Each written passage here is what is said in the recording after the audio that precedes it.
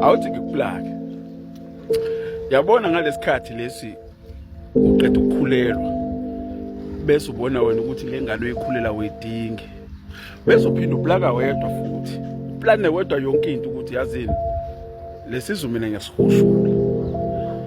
Iyodwa mntakama into engifuna ungayikhohlwa ukuthi isibopho sakhona sidlula zonke ezinye izibopho ongaboshwa ngazo. Okubhlungu ukuthi lesi sibopho sakhona sizobopha nalomuntu ongamtshelanga ukuthi uhambe wayokwenza abortion.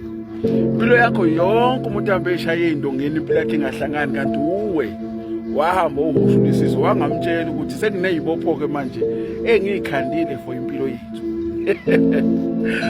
Mina ngathi uma uzokwenza leyo nto noma uzothatha leso sinqumo umtshele nalomunye ukuzazi ukuthi phela lesi sibopho yena uzosimisa kanjani ngoba yabona isibopho sokukhipha isiso eyenzeka sibe nguna phakathi.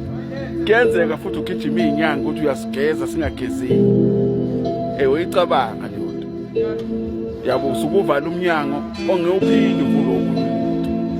So ungamshilo umunye nganayo ichoice noma angana idea mtshele naye ukuthi ekuseni ngidecide ukuthi ngisihushule isiso. Evume uma kuthi uyafuna noma ekucela ukuthi mithi ingane uyizale unginikeze yona. Mnikeze ichoice. Ngomshika njalo kumnyameni. Ngiyakuplaka.